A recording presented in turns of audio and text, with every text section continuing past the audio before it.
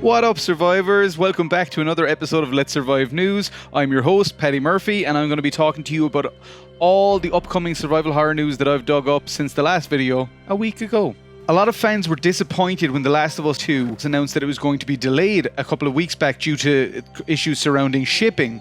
Luckily for all of us, Naughty Dog have confirmed that The Last of Us 2 will be releasing on June 19th, 2020, which is only about 2 weeks out from the original release date. Oh, I mean, are any of us not exceptionally excited about this? The original was effectively one of the best games of the PS3 era, and then when it came to the PS4 remastered, it was just even better again. The second one has been captivating everybody since the first amazing teaser trailer was shown. I think we're all absolutely buzzing to get back into this world with Ellie and Joel and everybody. I'm gonna find, and I'm gonna kill every last one of them.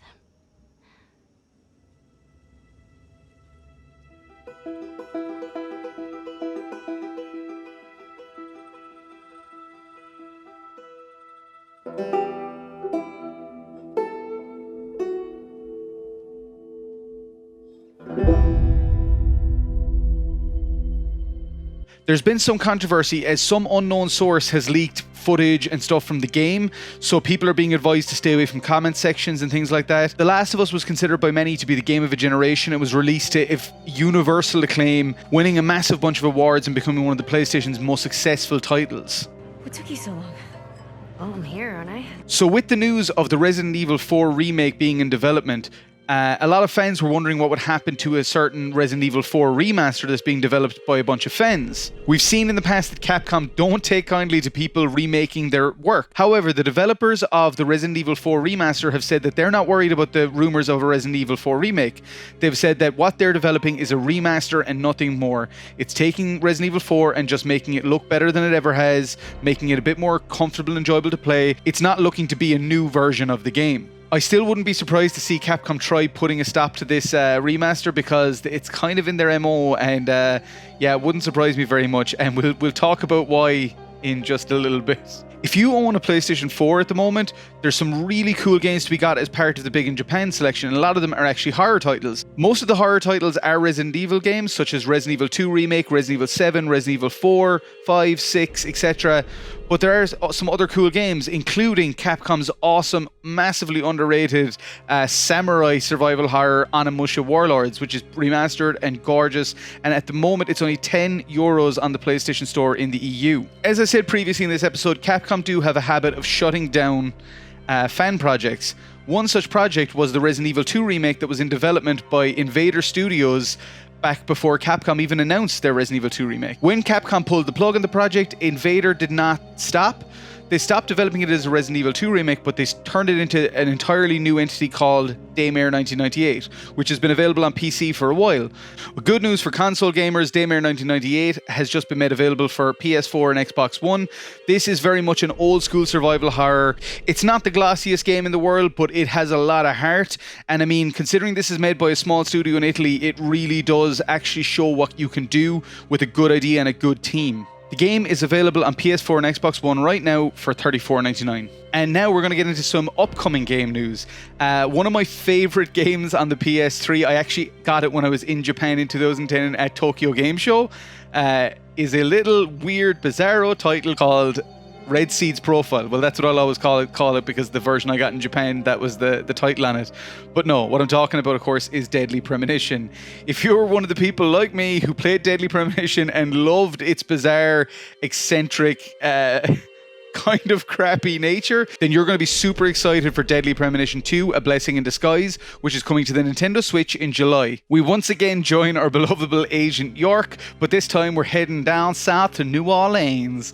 I, for one, am very excited about this. The first game, as I say, had this incredible, unique, that's such a polite way of putting it, style to it that, I've never experienced anything else quite like it.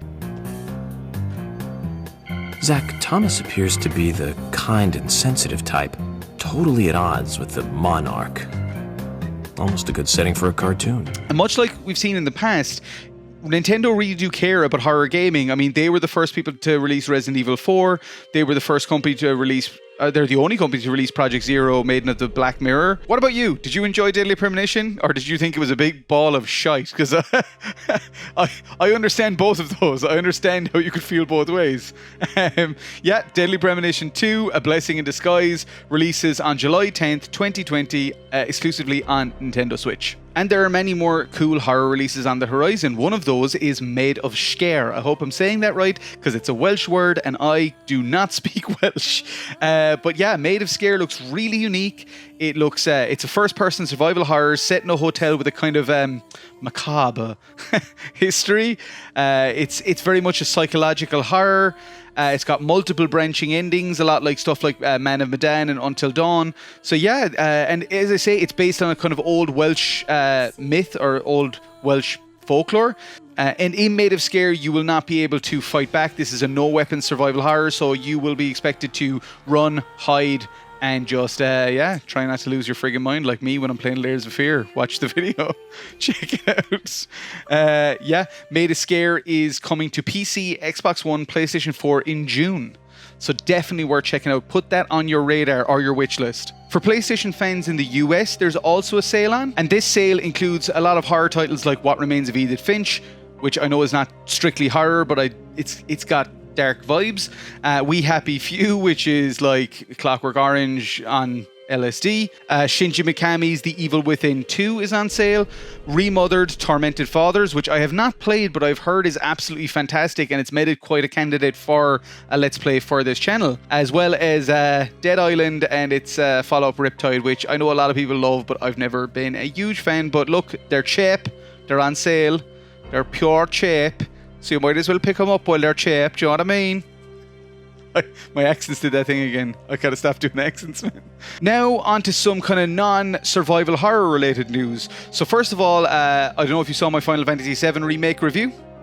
And I still don't understand annotations, so I'm just going to do this. I kind of loved it. I kind of gushed over it.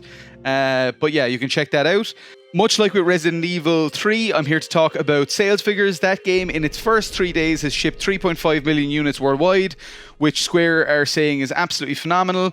I've seen some naysayers on the internet say, oh, you know, God of War shipped more, it shipped 3.8, but like 3.5 is a damn respectable figure, especially considering the situation that the world is in right now. The big question on everybody's minds as of right now is, when is part 2 coming? And Square have been a little bit coy about talking about that. They have said that it's been in development since November. Tetsuya Nomura confirmed that as part of an Ultimania interview. But I imagine that we'll be waiting at least a minimum of 2 years before we see that game coming to release. I, for one, am absolutely excited for it though. And if you go watch my review, you'll see that that game just punched me right in the emotion bone. I don't know where the emotion bone is. I think it's here. Ah, my emotion bone. Stop hitting me in my emotion bone, Terry. I don't even know what I'm doing now, man. And so to close out this week's news segment, yesterday on Thursday, the 30th of April, 2020, Ubisoft unveiled Assassin's Creed Valhalla and fulfilled a bunch of our wildest fantasies and wet dreams. The trailer has been released. It looks stunning. It's coming from the guys who made Black Flag, which is my favorite in the series. They also made Origins, which actually, funny enough, I still haven't played to this day. You play as a Viking called Ivor. You can play as either male or female, which is really cool. Although you play as a Viking leader in this game, it is actually set in England in the 9th century, which is quite cool. It's going to be cool to be this Viking warlord coming and making your own little settlement and kind of taking over. I'm really excited for this one. It's probably the most excited I've been for an Assassin's Creed game in quite a while. And as I say, this is from the team that made Black Flag, and I just absolutely adored that game, so I am willing to give this a go. I know that the last Assassin's Creed game, Assassin's Creed Odyssey, was met to both kind of critical and commercial success, so I have a feeling that we've got another winner on our hands with this one, but I guess time will tell. Assassin's Creed Valhalla releases holidays 2020 on PC, Xbox One, PS4, and then apparently it will also be coming to Google Stadia, PS5, and Xbox Series X. So yeah, I had to take a big deep breath before I listed off all those platforms. But I can't wait to get to be a Viking and go pillaging a villaging. So that's all for this week's news. Thanks so much, guys, for checking this out. I've enjoyed bringing you this little update of just a selection of titles. Look, as things go on, hopefully I'll have a lot more information to bring you guys, but at the moment I'm just keeping my ear to the ground and keeping tuned in and seeing what I can bring you. So huge thanks for checking it out. If you like what you're seeing, as always, please subscribe. Please check out some of our other videos, our reviews and Let's Plays. I've been playing Layers of Fear at the moment, and it's gotten a good reaction from people who've been enjoying watching me absolutely break myself. As always, guys, let's survive together, and peace out.